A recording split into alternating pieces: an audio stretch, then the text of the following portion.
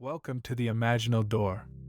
Before we begin, settle in, and remember this: imagination is not idle daydreaming, it is the workshop where your life is quietly made. Let's step inside. What if the fear of lack is not a money problem, but a state you keep calling me? Neville Goddard's teaching begins in a place most money advice never reaches.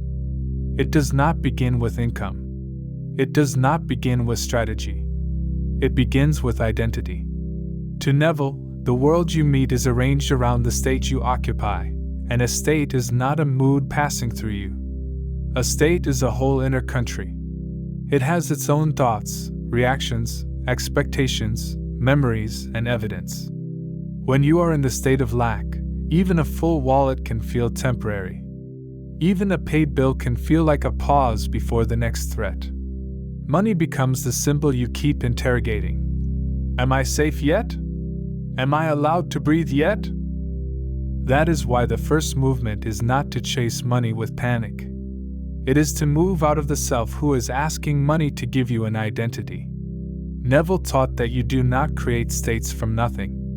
You move into them. The state of being provided for already exists as a possible dwelling place in consciousness. Your work is to enter it so completely that your inner speech, your body, your timing, and your decisions begin to express it. Most manifestation advice says, attract money. Neville's angle is sharper. You do not attract what you are separate from. You express what you have accepted yourself to be. The reason the fear has stayed alive is subtle. You may have been trying to imagine more money while still occupying the one who is frightened of not having it. The scene changes, but the self remains unchanged. A person can visualize a bank notification every night and still wake up as the same anxious observer measuring reality for proof. Here is what no one tells you about the wish that won't come. If the imaginal act is performed by the old self, it often becomes another ritual of waiting. You are not being asked to decorate lack with better images. You are being asked to abandon the inner seat from which lack feels natural. Mara learned this on a rainy Tuesday in a small laundromat in Portland. She had 3 machines running, a cracked phone screen, and a banking app open for the 5th time in 20 minutes. She was not looking for information anymore. She was looking for permission to feel safe. When she noticed that, she closed the app and sat with her back against the humming dryer. She did not pretend to be rich. She did not force excitement. She asked a quieter question. How would I sit here if this part of my life were already held? Her shoulders dropped before anything outside changed. That was the first sign, not from the world, but from the state. So enter the imaginal act from there. Choose a scene that implies safety, not spectacle. Do not imagine piles of cash if cash makes you tense. Imagine the ordinary dignity of being past the fear. For Mara, the scene was not a lottery moment. It was standing at her kitchen counter at dawn, opening a small drawer where she kept paid receipts, and feeling the clean absence of dread. Her sister called from the other room and said, "You seem lighter lately." That sentence mattered because it implied a changed Mara, not just a changed number.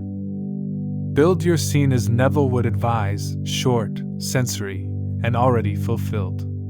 See the drawer handle under your fingers.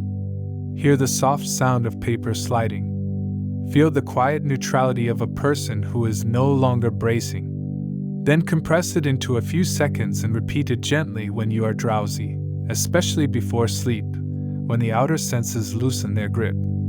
Do not watch yourself like an actor on a screen. Be inside the scene. Touch the drawer.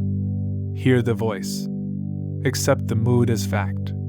The feeling is not hysteria. It is naturalness. Ask yourself this with complete honesty. When you think of money, who do you become first, the guarded one or the provided one? That question is not meant to shame you. It is meant to show you the doorway. I have watched this turn quietly, again and again. The outer subject may be rent, debt, clients, or savings, but the inner conversion is always from Will I be okay? 2. I am already standing in the state where okayness is normal. Before you sleep tonight, do one simple thing. Do not try to solve your entire financial life in imagination. Choose one ordinary scene that proves you are no longer asking money for emotional permission. Maybe you are washing a cup after breakfast with a settled body. Maybe you are placing your phone face down after paying something calmly. Maybe you are laughing at a table because the old tightness is absent. Make it brief. Make it believable. Repeat it until it begins to feel remembered rather than invented. Money stops being your god when safety becomes your state. And once safety is no longer begged from the outside, the next doorway opens in the drowsy borderland Neville valued so deeply. You do not fall asleep to escape your life. You fall asleep to select the self who wakes tomorrow. Neville placed enormous weight on the state akin to sleep because it is the hour when the outer world becomes less convincing. The body softens. The day loses its authority. The old facts are still remembered, but they are no longer shouting as loudly. In that borderland, imagination can impress the deeper mind with unusual purity. For the fear of lack, this is not a small detail. Many people spend their final waking minutes rehearsing shortage. They review bills, replay awkward conversations, calculate what is missing, and then hand that identity to sleep. They call it being realistic. Neville would call it planting. The inner truth is simple and exacting. Your last dominant assumption before sleep is not casual. It is a command of being. You are not begging the night to fix your finances. You are entering the feeling of the wish fulfilled so the subconscious accepts the pattern of the fulfilled self. This is why Neville did not teach frantic effort. He taught occupancy. The scene you accept in a drowsy state becomes, in consciousness, a fact of yourself. Not a fantasy floating somewhere above you. A fact of yourself. The trap is that fear often disguises itself as responsibility. You may say, "I'm just making sure I don't fall behind." But watch the inner posture. Are you calmly arranging what needs attention, or are you lying in bed as a person abandoned by life? Most money advice praises constant vigilance. That is backward at the level of consciousness. Vigilance can manage details during the day, but at night it often becomes worship of the problem. You do not need to give lack the sacred hour before sleep. Lack has already taken enough of your attention. Luis, a delivery driver in San Antonio, had a habit of falling asleep with his hand on his phone, refreshing payment updates that rarely changed after midnight. His room was small, with a box fan in the window and a stack of unopened envelopes on a chair. One night, after hearing Neville's teaching on sleep, he realized that he was not ending the day as a man moving through a temporary challenge. He was ending the day as a man sentenced by numbers. That difference mattered. He put the phone across the room. Not as a productivity trick. As a spiritual refusal. His imaginal scene was modest. He imagined sitting at a diner booth on a Saturday morning, sliding his card back into his wallet after paying for breakfast without that hidden squeeze in the stomach. His friend Mateo sat across from him, stirring coffee, and said, "You're calm now. I can tell." Luis felt the vinyl seat beneath him. He heard the dull clink of a spoon against ceramic. He felt the ordinary ease of being a man whose money life no longer owned his nervous system. That was the end. Not fireworks. Ease. Use sats this way. When you are sleepy but still aware, bring the scene close. Make it a few seconds only. A fulfilled end, not a process. Do not imagine checking whether the money came. That puts you back in suspense. Imagine after. After the pressure has dissolved. After the account is handled. After the conversation has changed. After the self has changed. Let the scene imply completion so strongly that your mind has nowhere to go for proof. Here is a counterintuitive point. The scene does not need to be dramatic to be powerful. In fact, for money fear, dramatic scenes often awaken resistance. The deeper mind accepts naturalness more readily than spectacle. A quiet breakfast paid for calmly may carry more truth than imagining a giant sum while your body silently says, "Impossible." Neville's feeling was not emotional noise. It was the felt reality of being the one who has what was desired. There is a difference. What would your body feel like at night if lack were not waiting at the foot of your bed? Would your jaw unclench? Would your breathing slow? Would tomorrow stop looking like an enemy? Start there. The body is not the cause, but it is often the first place the accepted state announces itself. I have noticed that when people stop trying to impress themselves and begin to inhabit simple relief, their imaginal work becomes cleaner. Before sleeping tonight, create a scene no longer than 10 seconds. Set it at a real place you know, your kitchen, your car, your workplace, a cafe near your apartment. Add one human confirmation. Someone says, "You seem settled," or "I'm glad that worked out," or "You handled that beautifully." Hear it as though it is happening now. Then replay the scene until it begins to loop by itself. Fall asleep inside the mood if you can. If thoughts interrupt, return without drama. The return is part of the discipline. Your night is not empty, it is the workshop where tomorrow's self is assumed. And once the night has received the new self, the next practice is to stop spending the day arguing against it. Most people do not fear money itself, they fear the private courtroom they enter whenever money is mentioned. Neville taught controlled inner conversation because he understood that imagination is not only pictures. It is also the voice you let speak within you. You may never say aloud, "I am doomed," but if your inner dialogue cross-examines you all day, the state is being kept alive. How could you let it get this way? What if they find out?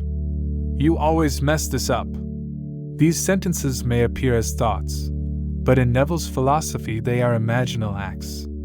They are creative speech inside consciousness. They make lack feel deserved, expected, and personal. The inner principle here is that your conversations within yourself are rehearsals of reality. When they are repeated with feeling, they form a dwelling place. Money fear often survives because the outer situation is not the only pressure. The inner judge is harsher than any bill. You can receive help, earn more, or make progress and still feel guilty if the private trial continues. Neville's method is not to let the old conversation run and then paste a pleasant affirmation over it. He would have you revise the conversation at its root and speak from the end. The place people remain stuck is in believing that inner criticism is moral seriousness. They think, "If I stop blaming myself, I'll become careless." That is a myth. Shame is not discipline. Panic is not wisdom. Condemnation does not make you more capable. It usually freezes the very imagination that could reveal a calmer path. The quiet fear of lack feeds on the idea that you must be punished internally until the outside improves. But Neville's teaching is radical. You assume the state first. You stop sentencing yourself first. Then action arises from a different center. Consider Simone, a freelance bookkeeper in Newark, sitting in her parked car outside a client's office at 8:12 in the morning. She had made a mistake on an invoice the week before, corrected it, and apologized. The client had accepted the correction. Yet Simone kept replaying an imaginary confrontation in which the client said, "This is why I can't trust you." She heard it so often that the client became threatening in her mind, though nothing new had happened. When she finally caught the inner scene, she saw the truth. She was not preparing for reality. She was manufacturing humiliation. Her practice was precise. She closed her eyes for 90 seconds before going inside. Instead of arguing with the imagined accusation, she replaced the whole exchange. She heard the client say, "Thanks for being so clear and steady with this. She felt her own hand resting on a folder. She saw the morning light on the office glass. She did not beg the client to approve of her. She occupied the state of a trusted woman. That distinction changed the texture of the meeting before the meeting began. To apply this, find the sentence Lack keeps saying in your own voice. Do not be vague. Is it, I'm behind? Is it, I can't be trusted with money? Is it, people like me never get ahead? Then build the counter-conversation from the fulfilled end. Not a forced chant. A short scene of natural speech. Here's someone whose voice you know saying what would be said if the state had changed. You're handling this so calmly. I knew you'd land on your feet. You seem different around money now. Let the voice be ordinary. Neville often emphasized hearing because the heard word can carry a strange authority in imagination. Here is what is often missed. You are not trying to win an argument with Lack. Arguing keeps Lack in the room. You are selecting a different conversation and giving it the feeling of fact. If the old judge returns 5 minutes later, do not panic. Do not declare the practice ruined. Inner discipline is not never hearing the old voice. It is no longer enthroning it. I have watched sincere students lose heart because one anxious thought returned. But a return thought is not a failure. It is only an invitation to choose again. What is the most familiar accusation you secretly accept about money? Listen for it today. It may appear while opening mail, reading a price, talking to a partner, or standing in line at the grocery store. Once you hear it, you have found the courtroom. And once you have found the courtroom, you can leave it. Before bed tonight, rehearse one new inner conversation 3 times. Sit or lie down. Let the body quiet. Hear a specific person speak a sentence that implies you are no longer on trial. Answer them from that same state, not with relief that they rescued you, but with the calm of someone who knows it is natural. Keep it brief enough to feel real. Then carry that sentence tomorrow as your new private climate. The voice you obey within becomes the world you expect without. And when the inner voice has softened, you are ready to prune the old memories that made Lack feel inevitable. Your past does not keep repeating because it happened. It repeats because you keep wearing the state it taught you. Neville called revision the pruning shears of revision, and few teachings are more useful for the fear of lack. Money fear is rarely born in the present moment. It has history. A parent's panic at the kitchen table. The humiliation of a declined card. The silence after asking for help. A season when every envelope felt like a threat. These moments do not merely sit behind you as facts. They can become assumptions about who you are, how life treats you, and what money means. Revision is Neville's method for refusing to let yesterday remain the author of consciousness. The hidden principle is that imagination is not bound to memory as a prison. Memory itself is imaginal experience now. When you revisit an old event with the same feeling, you are not simply remembering, you are re-entering the state and giving it fresh life. Revision does not mean lying to yourself about physical history. It means changing the meaning, feeling, and inner consequence of the event so it no longer occupies you. Neville's claim is daring. Alter the imaginal experience, and you alter the state from which life unfolds. Where people stay stuck is in treating old money pain as proof of permanent identity. I've always struggled. My family never had enough. Every time I get close, something happens. These may sound like observations, but they are often vows. Most advice says, move on. That is too thin. The nervous system does not move on because a slogan tells it to. Neville gives you a blade. You go back in imagination, not to suffer again, but to prune the branch that keeps bearing the same fruit. Daniel, a school librarian in Fresno, carried one scene for 22 years. He was 9, standing beside his mother at a grocery checkout while the cashier quietly said the card had been declined. His mother's face changed. A man behind them sighed. Daniel stared at a box of cereal and decided, without words, that wanting things was dangerous. As an adult, even when he could afford what he needed, buying anything for himself awakened guilt. His fear of lack was not in the price. It was in that aisle. His revision was tender and exact. At night, in a relaxed state, he returned to the grocery store. Same fluorescent aisle. Same cereal box. Same small hand on the cart. But this time, the cashier smiled and said, "You're all set." His mother exhaled with ease, touched his shoulder, and said, "We have enough." Daniel felt the plastic handle of the cart. He heard the soft rolling wheels. He let his child self receive a different atmosphere. Not embarrassment, not danger, but enoughness. He did this for several nights, not forcing emotion, simply allowing the scene to end differently. That is the technique. Choose one money memory that still carries a charge. Do not start with the most overwhelming one if your body recoils. Start with a scene you can approach. Recreate it briefly. Then change the ending to imply safety, dignity, and provision. Keep the people natural. Let someone say the healing sentence that should have been heard. "We're okay. This is handled. You did nothing wrong. There is enough." Feel the revised event as though it is the true inner record. Not because you are denying history, but because you are choosing the state that history no longer gets to impose. A counterintuitive point: revision is not about making the past prettier. It is about withdrawing creative consent from an old conclusion.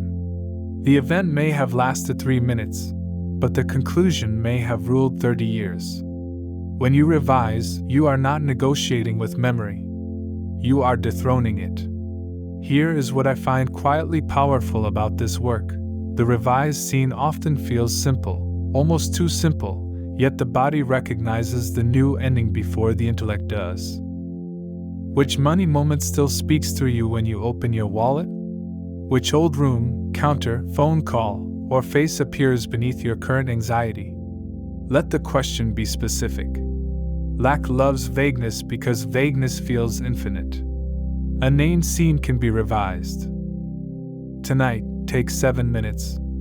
Lie down or sit where you will not be interrupted. Enter a drowsy softness. Bring up one old money scene and rewrite only the final few seconds. Hear the sentence of relief. See the face soften. Feel dignity restored. Then replay the revised ending until it feels less like an invention and more like the way your inner life now remembers it. Do not dig for pain. Prune for freedom. A revised past no longer has the authority to predict your future. Once the old memory is pruned, prayer stops being begging and becomes one of Neville's most misunderstood arts. Prayer is not the art of persuading God. It is the art of accepting the answer so fully that you stop pleading. Neville's teaching on prayer is often missed because many people hear the word and think of asking. Asking has its place in human language, but Neville's mystical view was different. Prayer, to him, was an imaginal acceptance of the wish fulfilled. You do not pray to a far-off power that may or may not be moved by your desperation. You enter the consciousness of the thing already granted. This is especially piercing when the theme is money, because lack trains the mind to beg. It makes you feel small before life, as though abundance is a guarded office and you are waiting outside without an appointment. The inner principle is that the true altar is consciousness. When you assume the feeling of being answered, you change the self who is praying. That changed self is the prayer. Neville's phrase, "Feeling is the secret," does not mean emotional performance. It means the felt conviction of reality. The prayer has succeeded when the need to keep asking begins to fade. Not because you stopped caring, but because you have inwardly accepted. The old state keeps itself alive by turning prayer into a complaint ritual. You may call it surrender, but inside it is a repeated announcement of absence. Please, please, please let this work. Please don't let me fall. Please send something. The words may sound spiritual, yet the feeling says, I am not answered. Most manifestation advice tells you to ask harder, visualize harder, believe harder. Neville would say, assume the end. Prayer is not pressure. Pressure belongs to the state that does not have. Anika, a nurse's aide in Queens, used to pray every morning on the train while gripping the metal pole near the doors. Her rent had increased, and the number followed her like a shadow. She whispered for help, but every prayer ended in the same bodily feeling, a knot in the chest, a sense of standing outside a locked gate. One morning near the 74th Street station, she noticed the difference between asking for relief and being relief. She did not deny the rent. She changed the position from which she met it. Her imaginal prayer became a small scene after the answer. She saw herself standing in her apartment hallway, turning the key in her own door with a settled smile. Her neighbor Mrs. Alvarez passed with a laundry basket and said, I'm glad everything worked out for you. Anika answered, Me too, not as a gasp of rescue, but as a woman who had been living in that resolution for a while. The key was cool in her hand. The hallway smelled faintly of lemon cleaner. The light under her door looked warm. That was her prayer. Use this method when money fear makes you want to plead. First, become physically still. Let the body stop performing emergency. Then ask, what would be true if the answer had already been accepted? Not what would be happening in the middle of the miracle. Not who would call, what exact amount would arrive, or which person would change. Go past the mechanics. Enter the after. Hear the sentence that would be spoken when the matter is no longer a wound. Feel the plainness of it. Here is the myth to break. Prayer is not more holy when it is desperate. Desperation may be sincere, but sincerity alone is not the state of fulfillment. Neville's prayer is reverent, but it is also disciplined. You refuse to keep repeating absence in the name of honesty. You do not pretend you never felt afraid. You simply stop enthroning fear as the voice of truth. I have seen people become almost suspicious of peace, as if peace means they are not taking the problem seriously. But in this teaching, peace is not avoidance. Peace is evidence of inner acceptance. Where in your money life are you still praying as though the door is closed? This question may sting a little. Let it. The sting shows you the place where pleading has become familiar. You are allowed to want help. You are allowed to desire relief. But the imaginal act must carry you into the answered state, not circle forever around the lack. Before sleep tonight, make your prayer wordless for a few minutes. Place one hand lightly on your chest if that helps the body settle. Imagine a scene that could only happen after the financial pressure has been resolved inwardly. A key turning. A receipt filed. A relaxed conversation over tea. Someone saying, "That chapter is behind you." Let gratitude arise only if it is natural. Do not force it into a performance. The real mark is quiet acceptance. Repeat the scene until asking feels unnecessary. The deepest prayer is the self who no longer begs. And when prayer becomes acceptance, your daily thinking must stop dragging you back to the old altar of worry. A mental diet is not thinking sweet thoughts. It is refusing to feed the identity that keeps you poor in imagination. Neville's idea of mental discipline has often been softened into generic positivity. That misses the blade. A true mental diet is not the effort to be cheerful about every price tag. It is the watchfulness of consciousness. You become aware of which thoughts are meals for the old state and which thoughts belong to the fulfilled one. With money, this matters because lack is not only a fear you feel during crisis. It is a commentary. It narrates your day. It speaks at the gas pump, at the cafe menu, in the checkout line, when a friend mentions travel, when an email's subject line includes the word payment. The inner truth is that attention is nourishment.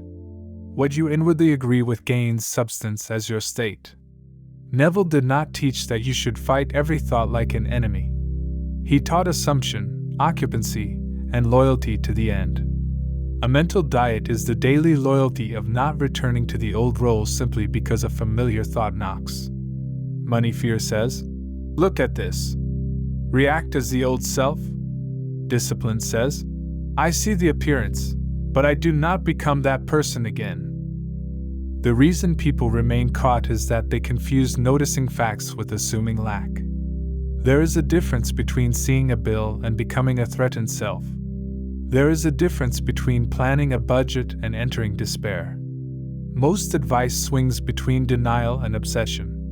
Neville's path is either. You can handle the visible world while refusing to let it name you. The old assumption says, "This number tells me who I am." The new state says, "I know what appears, and I know where I live inwardly." Priya practiced this in a corner market in Chicago after work. She picked up a carton of eggs, saw the price, and felt the old sentence rise. Everything is getting harder. It seemed harmless because many people would agree. But she noticed what happened next. Her body tightened. Her mind began projecting 3 months of difficulty from one shelf label. She put the carton in her basket and paused by the oranges. Not dramatically. Just enough to refuse the spiral. Her replacement was not fake celebration. She did not say, "Prices are wonderful." She said inwardly, "I am the woman who meets money calmly and is always led." That sentence brought her back to state. Then she imagined, for 2 seconds, placing groceries on her kitchen counter with ease while her son called from the next room. "Did you get the oranges?" She felt the normalcy. She moved on. That is mental diet in the wild, not a ritual chamber, but a supermarket aisle. To practice it, listen for the first sentence of lack. It usually comes before the full emotion. Too much. Not enough. Here we go again. I can't. Catch it early. Then do not wrestle. Replace the inner position.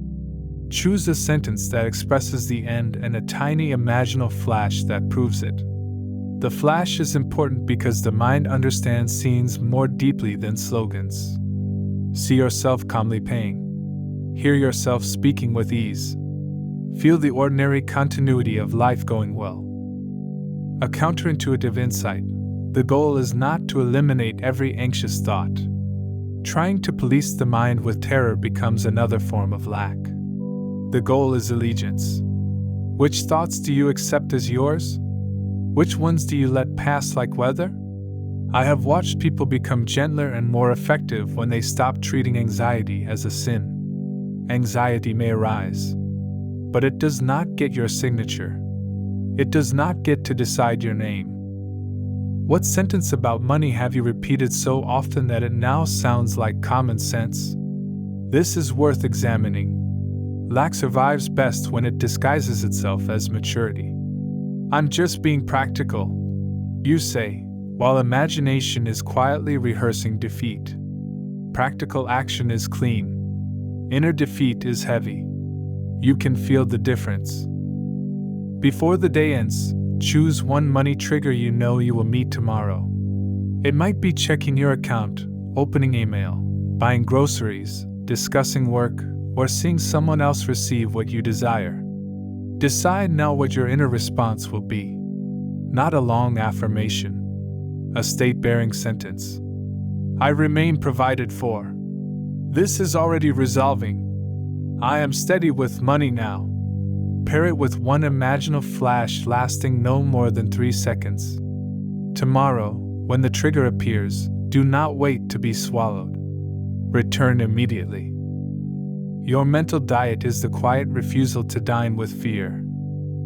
And once your daily thoughts stop feeding lack, you can learn Neville's finer distinction, thinking from the end instead of thinking about it. Thinking of money keeps it at a distance. Thinking from peace makes lack feel like the old address. Neville drew a vital distinction between thinking of the wish fulfilled and thinking from the wish fulfilled. This is one of the most searched phrases in his teaching, yet it is often practiced shallowly. Thinking of the end means you stand outside it and admire it, hope for it, evaluate it, wonder how far away it is. Thinking from the end means you occupy the consciousness that would be natural if the desire were already part of your life. With money, this difference is enormous. You can think of abundance all day and still feel like a visitor at the window. The inner principle is that consciousness has a point of view. Every state has a natural perspective. From lack, a bill looks like a threat. From financial peace, the same bill may look like an ordinary item to handle. From lack, someone else's success feels like proof you are behind. From peace, it feels like life moving in many forms, including yours. Neville was not asking you to repeat a word. He was asking you to relocate the one who sees. The old state remains because you keep checking the end from the outside. You ask, is it here yet? Do I believe enough? Did the scene work? Why hasn't it moved? These questions feel spiritual because they are about manifestation, but they are still questions from absence. Most people think doubt means they need more information. Often doubt means they have returned to the wrong viewpoint. You do not solve lack by staring at it from lack. You leave the seat. Owen, a junior architect in Minneapolis, wanted to feel free from a constant undercurrent of scarcity. Every lunch break, he opened spreadsheets on his laptop and built future scenarios. Some planning was useful, but he noticed that after 20 minutes he felt smaller, not clearer. One Thursday, sitting near a tall window while snow melted along the street, he asked himself, how would I look at this same spreadsheet if I were already financially steady? The numbers did not change. His position changed. His imaginal scene came later that evening. He imagined himself at that same office window, closing the laptop with a relaxed hand. His colleague Becca walked past and said, "You're not carrying that pressure anymore." He smiled and said, "No, I'm not." He felt the weight of the laptop lid, the cool glass beside him, the quiet city below. The scene implied not a specific windfall, but a changed relationship to money. He was thinking from peace. The end was not only external, it was a new vantage point. To practice this, take a money subject that usually pulls you into analysis. Savings, rent, work, clients, debt, pricing. Do not begin by changing the details. Begin by changing the observer. Ask, from the fulfilled state, how does this appear? Then let a small scene answer. Maybe you are reviewing your calendar without dread. Maybe you are sending an invoice without apology. Maybe you are choosing something in a store without inner collapse. Feel the world from the self who is already past the old fear. Here is the myth bust. Living in the end is not ignoring the middle. It is refusing to let the middle define your identity. You may still send emails, make calls, learn skills, reduce expenses, or make practical decisions. But you do those things as the one who is being led, not as the one trying to earn the right to feel safe. This distinction changes the nervous system of action. I have seen the same task become lighter when performed from a different state. The outer motion may look identical. The inner source is not. Where are you still thinking about money like a person standing outside a locked house? Notice the posture. There is leaning, reaching, measuring, hoping. Now imagine being inside the house. You are not staring through the window. You are walking from room to room. The fulfilled state has furniture. It has tone. It has ordinary thoughts. It has the absence of certain fears. That absence is part of the feeling. Today, choose one financial action you must take and perform it from the end for 60 seconds before you do it. Before checking your account, imagine closing the app calmly after seeing what needed to be seen. Before sending an invoice, imagine the client replying with ease. Before paying something, imagine placing the receipt away as a completed matter. Enter the after-then act. Do not demand that the world prove your state immediately. Your discipline is to keep seeing from the new address. The wish fulfilled is not a picture you admire, it is the place you look out from. And from that place, you begin to discover that even other people in your money story answer the state you silently assign. The people in your money story are not fixed enemies. They often mirror the state from which you meet them. Neville's teaching that everyone is you pushed out is easily misunderstood, especially around money. It does not mean you blame yourself for every circumstance or try to manipulate people like puppets. It points to a deeper discipline. The world of relationship reflects the assumptions you carry about self and other. When you assume clients are difficult, employers are withholding, buyers are scarce, landlords are harsh, or family will judge you, you enter those interactions clothed in defense. You hear threat early. You speak from tension. You unconsciously invite the old drama to continue. The inner principle is that imagination assigns roles. You are always casting people inwardly before they arrive outwardly. With money fear, this casting becomes severe. The boss is the gatekeeper. The client is the critic. The customer is the one who will say no. The relative is the one who will ask embarrassing questions. Neville would ask you to revise your assumptions about them, not as a trick, but because consciousness and relationship are not separate in the way the surface mind assumes. The reason this remains difficult is that fear feels justified by past encounters. Someone did reject your proposal. Someone did underpay. Someone did speak carelessly. So the mind says, I'm only protecting myself. Yet protection can harden into prophecy. Most manifestation advice turns other people into obstacles to overcome. Neville's teaching is more intimate.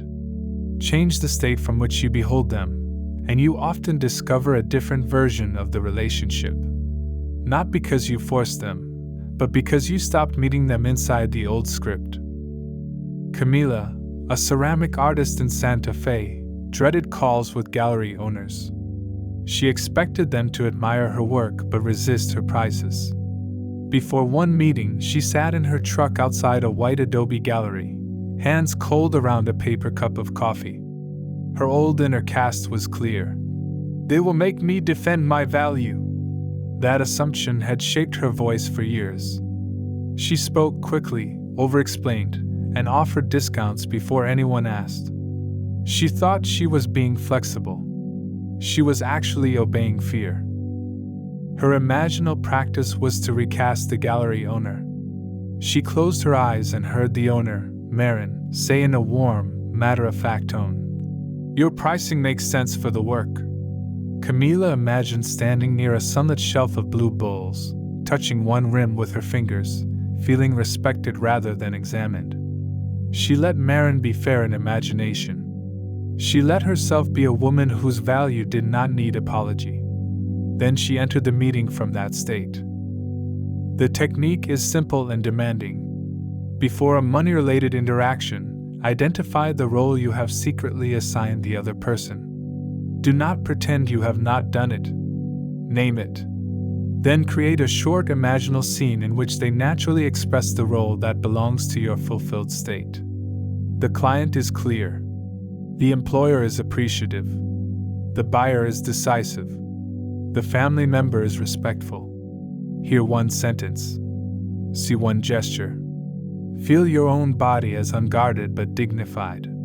You are not begging them to be kind. You are assuming a world in which your state is honored. Here is the counterintuitive part. Assigning others a generous role is not naivety. It is spiritual authority. Suspicion often feels intelligent, but it can be lazy imagination. It repeats the past and calls itself discernment. True discernment can still read a contract, set a boundary, or walk away. But it does not need to rehearse betrayal in advance. I have watched people become more direct, not less, when they stop assuming rejection. Their words come from value instead of fear. Who have you cast as the financial gatekeeper in your life? A manager? A customer? A parent? A partner? A faceless market? Notice how your body reacts when you imagine speaking to them. That reaction reveals the state.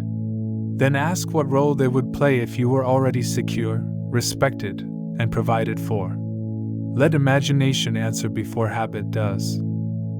Before your next sleep, choose one person connected to money and revise them inwardly. See their face softened into fairness. Hear them speak one sentence that implies ease. Keep it natural. That works. I'm happy to move forward. Your value is clear. We can handle this. Then feel yourself responding as someone who expected harmony. This is not about controlling them. It is about no longer controlling yourself into fear. Others shift in your world when you stop appointing them as proof of lack. And after people are recast, the next test is whether you can remain faithful when nothing visible has moved yet. If you need proof before you change states, you have made the outer world your master. Neville repeatedly returned to faithfulness to the unseen. Not blind optimism. Not passivity. Faithfulness means remaining inwardly loyal to the assumption after the imaginal act has been accepted, even while the senses report the old arrangement. This is where money fear becomes most cunning. You may have a powerful night of relief, a clean imaginal scene, a moment of genuine acceptance. Then morning comes. The bank balance looks the same. The email has not arrived. The bill still sits on the table. The old state whispers, "See? Nothing happened." The inner principle is that the senses show the harvest of previous assumptions, not the limit of your being. Neville called the outer world shadow compared with the causative reality of imagination. That does not mean you despise the world. It means you stop letting yesterday's evidence cancel today's assumption. The seed is not dug up every hour to prove it is growing. In consciousness, loyalty is the warmth around the seed. You stay stuck when you treat every unchanged fact as a verdict. The old assumption has trained you to check too early and too often. "Did it work?" becomes the chant of the one who has not accepted. Most advice says wait for a sign. That is backwards in Neville's work. You do not wait for a sign to become faithful. Your faithfulness is the sign that you have entered the state. Outer confirmation may come in its own way, through ordinary paths, decisions, people, timing, and changes in you. But the inner act is not dependent on applause from appearances. Marcus, a restaurant server in Atlanta, practiced this after imagining his money life settled. His scene was simple, standing at his apartment window with his sister on speakerphone, saying, "I'm finally not scared of the first of the month." He felt the cool window frame and heard traffic below. The next morning, nothing visible had changed. At 9 a.m., he almost spiraled. He opened his banking app, saw the same numbers, and felt the old courtroom return. But this time he recognized the test. Instead of declaring the imaginal work false, Marcus closed the app and went to the sink. He washed a coffee mug slowly. He remembered the window scene, not as a request, but as a fact he had visited. He said inwardly, "I know where I live." That sentence did not pay a bill in that instant. It restored his state. Later that day, he handled 2 practical tasks he had been avoiding, not from panic, but from steadiness. The point is not that every morning instantly changes. The point is that he stopped letting the morning remove him from the end. The technique here is what I call returning without ceremony. After you have done your imaginal act, life may present the old picture. When it does, do not make a dramatic ritual of correction. Return to the feeling briefly and naturally. Touch one sensory detail from your scene: the window frame, the receipt, the voice, the cup, the handshake. Let it remind you, this is already my inner fact. Then proceed with the day from that assumption. Faithfulness is often quiet. It looks like not collapsing. A myth worth breaking: persistence is not repeating because nothing happened. Persistence is remaining the new self because something has happened in consciousness. That is a different energy. Repetition from lack says, maybe this will finally work. Repetition from faith says, I enjoy returning to what is true within. I have seen this distinction save people from turning Neville's teachings into anxious labor. The law is not a slot machine for nervous checking. It is a discipline of being. Where do you abandon the fulfilled state the fastest? Is it when you see a number? When someone asks about money? When a plan takes longer than expected? That moment is your threshold. Do not hate it. Train there. The threshold is where the old self expects to be obeyed. Tonight, after your imaginal scene, decide how you will respond tomorrow if the outer world appears unchanged. Choose one phrase of loyalty. I do not return to fear. The seed is planted. I remain in the end. This appearance is not my identity. Say it once, not 50 times. Then attach it to a small physical action, closing the app, placing the bill in a folder, taking one calm breath before answering an email. Let the action embody faithfulness. Evidence follows the state. It does not have permission to lead it. And when loyalty becomes steady, the final depth is to touch the I am beneath every money label you have ever worn. Before you are behind, ahead, rich, poor, chosen, forgotten, safe, or afraid you are. Neville's deepest teaching is not merely about getting things. It is about the mystery of identity. I am is the bare sense of awareness before it is clothed with a condition. I am struggling. I am lucky. I am unsupported. I am good with money. I am always late. I am provided for.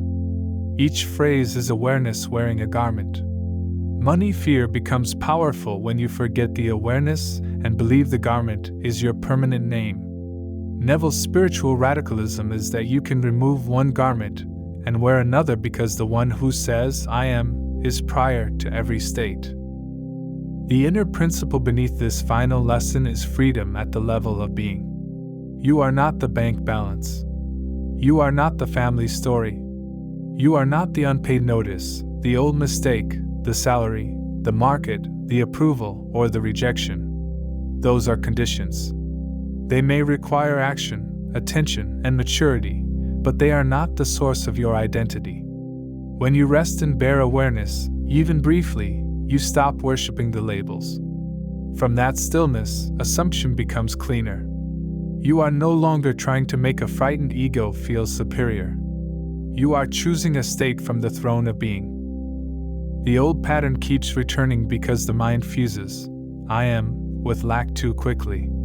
The moment a number appears, awareness says, I am trapped. The moment a bill arrives, I am failing. The moment someone else succeeds, I am behind.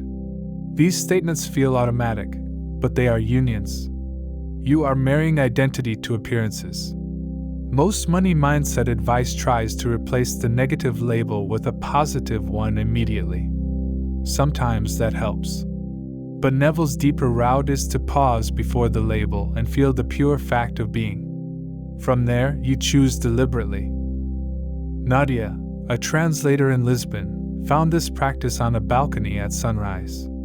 She had been comparing herself to friends who seemed to have bought homes, built savings, and moved forward while she was still renting a small room with peeling blue paint near the ceiling. One morning, after a night of restless calculations, she sat outside with a cup of black coffee and watched light spread across the river.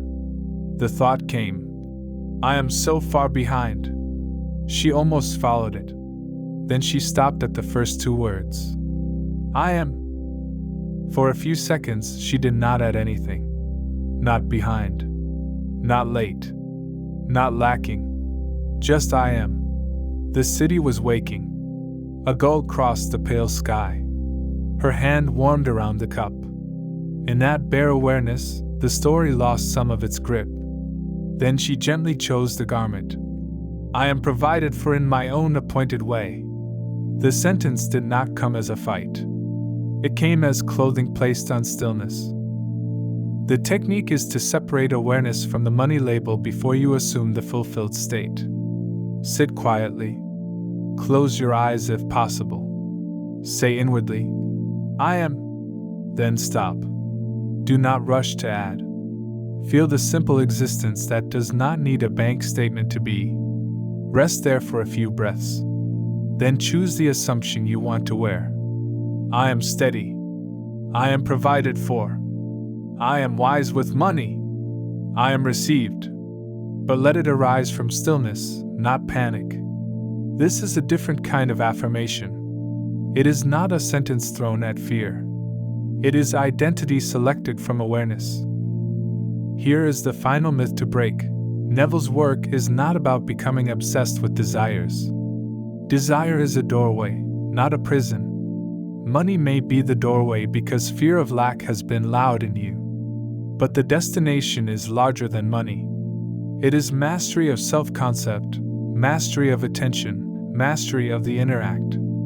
I have watched this teaching become most beautiful when people stop using imagination as a frantic tool and begin to experience it as their native power. What have you been placing after the words, I am, without noticing? This may be the most direct question in the whole practice. Every day, you complete that sentence. Not only in words, in posture, in reaction, in what you expect, in what you tolerate inwardly. The quiet fear of lack is one completion of I am. It is not the only one. Before sleep tonight, do the simplest practice of all. Lie down. Let the room grow quiet. Inwardly say, I am, and feel existence before condition. When the mind brings money, numbers, people, timelines, or worry, return to I am. Then, when you are soft and drowsy, add only one assumption. I am securely provided for. Do not strain to believe it. Wear it gently. Let it become the last garment placed upon awareness before sleep. Then rest. The power is not in money. The power is in the I am that decides who it is. And this is where the whole path returns, not to chasing, not to begging, but to quietly becoming the one for whom lack is no longer home. That's all for now. Thank you for spending this hour with the Imaginal Door. Subscribe, return often, and remain faithful to the life you are quietly assuming.